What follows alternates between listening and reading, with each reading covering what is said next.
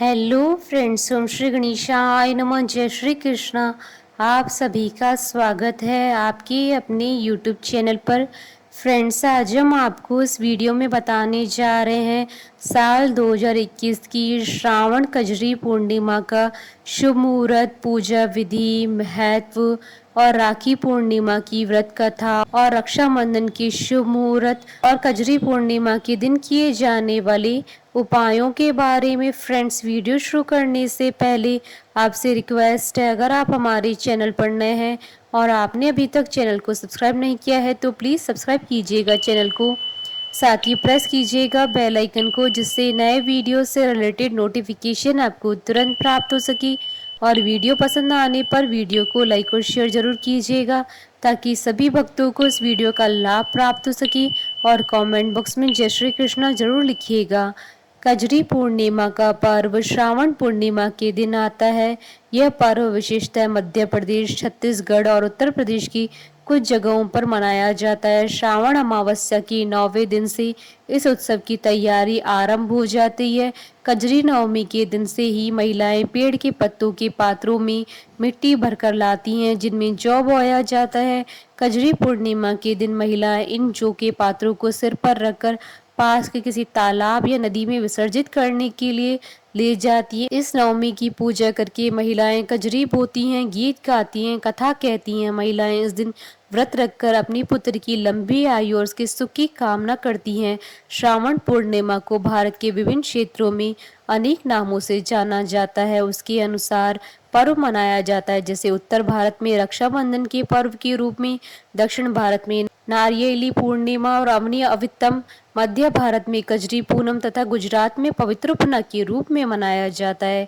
हर साल श्रावण पूर्णिमा तिथि को हिंदू धर्म का महत्वपूर्ण त्योहार रक्षाबंधन मनाया जाता है। इसमें बहनें अपनी भाई की तरक्की की तथा उनकी लंबी उम्र की कामना करते हुए कलाई पर रक्षा सूत्र बांधती है।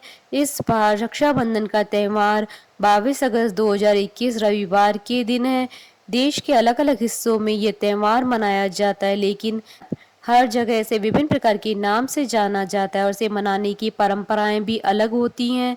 पौराणिक मान्यताओं के अनुसार भगवान श्री कृष्ण ने रक्षा सूत्र की अद्भुत शक्ति को बताते हुए युधिष्ठिर से कहा था कि जाओ, अपनी सेना के साथ रक्षाबंधन का त्योहार मनाओ, इससे पांडवों एवं उनकी सेना की रक्षा होगी। उत्तरांचल में रक्षाबंधन को श्रावणी के रूप में धूमधाम से मनाया जाता है। यहाँ लोक मान्यताओं के अनुसार इस दिन यजुर्वेदी द्विजों का उपनयन कर्म होता है तथा उत्सर्जन, स्नान आदि विधि, ऋषि तर्पण आदि करके उनको नवीन यज्ञोपवीत धारण कराया जाता है। व्रतिवान ब्राह्मण अपने यजमानों को यज्ञोपवीत व राखी देकर दक्षिणा लेते हैं। पौराणिक मान्यताओं के अनुसार अमरनाथ यात्रा गुरु पूर्णिमा से प्रारंभ होकर रक्षाबंधन के दिन को पूर्ण होती है। इसी दिन यहाँ बर्फ की शिवलिंग भी अपना पूर्ण आकार प्राप्त करते हैं। महाराष्ट्र में राखी का त्योहार नारियली पूर्णिमा व श्रावणी के नाम से मनाया जाता है। इस दिन लोग नदी या समुद्र के तट पर जाकर अपने जनेऊ बदलते हैं और समुद्र की पूजा करते हैं। इसके अलावा यहाँ की लोक मान्यताओं के अनुसार इस दिन यहाँ जल के देवता वरुण को प्रसन्न करने के लिए नारियल अर्पित किया जाता है।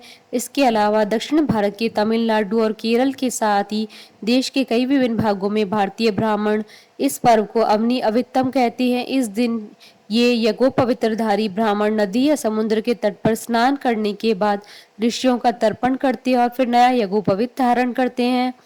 राजस्थान में इस दिन राम राखी व चूड़ा राखी या लुम्बा बांधने का रिवाज। श्रावण मास का ये अंतिम दिन होगा। ऐसे में शिव भक्तों के लिए अपने आराध्य को प्रसन्न करने और उनकी कृपा पाने के लिए बहुत ज्यादा महत्वपूर्ण दिन होता है। साथ ही यह पावन तिथि भगवान विष्णु जी के साथ माता लक्ष्मी की साधना आराधना के लिए भी उत्तम रहती है। इसी पावन तिथि पर विधि विधान से जनेऊ बदलने का कार्य किया जाता है, जिसे श्रावणी उपाकर्म भी कहते हैं। इस दिन पवित्र तीर्थों में स्नान एवं दान का बहुत महत्व होता है, किंतु इस बार कोरोना काल के चलते आप घर पर ही नहाने के पानी में गंगा जल डालकर स्नान कर सकते हैं। सावन के महीने में भगवान शिव जी की पूजा का विशेष फल मिलता है। ऐसे में सावन मास के आखिरी दिन आपको भगवान शिव जी को प्रसन्न करने में कोई कसर नहीं छोड़नी चाहिए। श्रावण मास की पूर्णिमा के दिन भगवान शिव जी की साधना एवं आराधना एवं रुद्राभिषेक का विशेष महत्व होता है। फ्रेंड्स, अब आइए जानते हैं श्रावण पूर्णिमा की पूजन विधि के बारे में। श्रावण पूर्णिमा के दिन सुबह किसी पवित्र नदी में स्नान करके साफ और स्वच्छ वस्त्र धारण करने चाहिए। आप घर पर भी नहाने के पानी में गंगा जल डालकर स्नान कर सकते हैं। इसके बाद एक साफ चौकी पर गंगा जल छिड़क कर उस पर भगवान सत्यनारायण की मूर्ति या प्रतिमा स्थापित करें। मूर्ति स्थापित करके उन्हें पीले वस्त्र, पीले फल और पीले रंग के पुष्प अर्पित करें और उनकी विधिवत पूजा करें। इसके बाद भगवान सत्यनारायण की कथा पढ़ें या सुनी।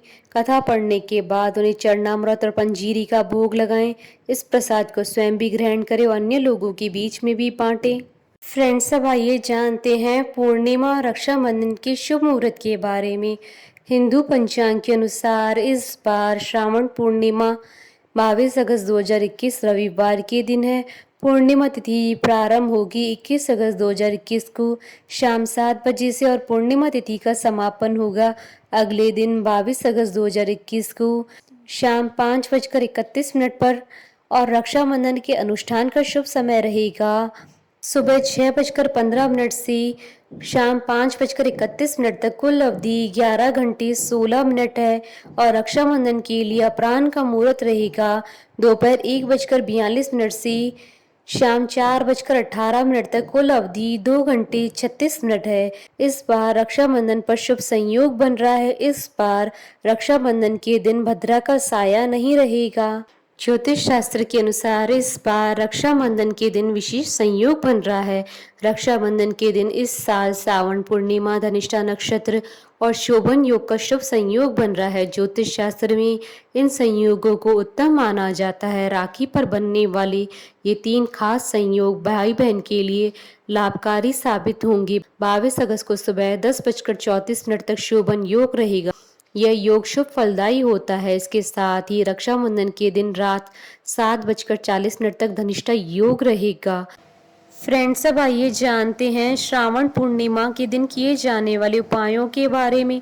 सुख समृद्धि के लिए सावन मास की पूर्णिमा के दिन माता लक्ष्मी जी के साथ भगवान विष्णु जी की पूजा करना ना भूलें। इस पावन तिथि पर माता लक्ष्मी की कृपा पाने के लिए पूजा के दौरान 11 पीली कौड़ी विशेष रूप से चढ़ाएं। इसके बाद दूसरे दिन सभी 11 कौड़ियों को एक लाल कपड़े में बांधकर अपनी तिजोरी या लॉकर में रख दें।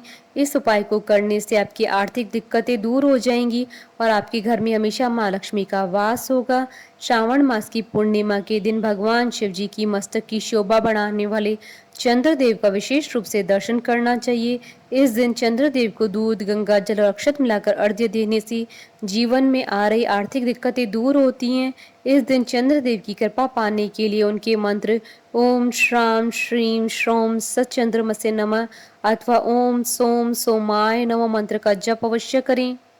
कजरी पूर्णिमा यानी श्रावण पूर्णिमा का शास्त्रों में बड़ा महत्व माना गया है। इस पूर्णिमा के दिन धन प्राप्ति का सिद्ध प्रयोग किया जाता है। पूर्णिमा की रात्रि में चांद की चांदनी में एक सूखे नारियल का गोला लेकर उसमें छोटा सा छेद करें। इस छेद में से उबालकर ठंडा किया गया मीठा दूध भर दें।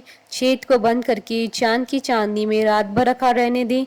यह दूध अमृत के समान बन जाता है। जिन लोगों को चंद्र से संबंधित कोई दोष हो उसमें आराम मिलता है। मानसिक रोगियों को यह दूध पिलाने से उनकी स्थिति में सुधार होता है। सुख, सौभाग्य और धन संपत्ति की प्राप्ति के लिए श्रावणी पूर्णिमा की रात्रि में पीपल के पेड़ के नीचे गाय के शुद्ध घी का दीपक जलाएं। दीपक में एक पीली कौड़ी डालें। भगवान विष्णु और लक्ष्मी जी से सुख समृद्धि की कामना करें। शीघ्र धन संकट समाप्त होगा।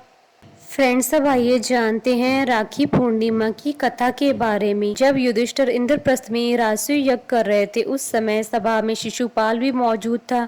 शिशुपाल ने भगवान श्री कृष्ण का अपमान किया तो श्री कृष्ण ने अपनी सुदर्शन चक्र से उसका वध कर दिया। लौटते हुए सुदर्शन चक्र से भगवान की छोटी उंगली थोड़ी सी कट गई और उससे रक्त बहने लगा। यह देख द्रौपदी आगे आई और उन्होंने अपनी साड़ी का पल्लू फाड़कर श्री कृष्ण की उंगली पर लपेट दिया। इसी समय श्री कृष्ण ने द्रौपदी को वचन दिया था कि वह एक एक धागे का ऋण चुकाएंगे। इसके बाद जब कौरवों ने द्रौपदी का चीर हरण करने का प्रयास किया तो श्री कृष्ण ने चीर बढ़ाकर द्रौपदी की चीर की लाज रखी। मान्यता है कि जिस दिन द्रौपदी ने श्री कृष्ण की कलाई में साड़ी का पल्लू बांधा था वह श्रावण पूर्णिमा का ही दिन था। दूसरी कथा, एक बार युधिष्ठिर ने भगवान कृष्ण से पूछा, हे अच्युत, मुझे रक्षाबंधन की वह कथा सुनाइए जिससे मनुष्यों की प्रेत बाधा तथा दुख दूर होते हैं। भगवान कृष्ण ने कहा कि हे पांडव श्रेष्ठ, एक बार दैत्यों तथा देवताओं में युद्ध छिड़ गया और ये युद्ध लगातार 12 वर्षों तक चलता रहा। असुरों ने देवताओं को पराजित करके उनके प्रतिनिधि इंद्र को भी पराजित कर दिया।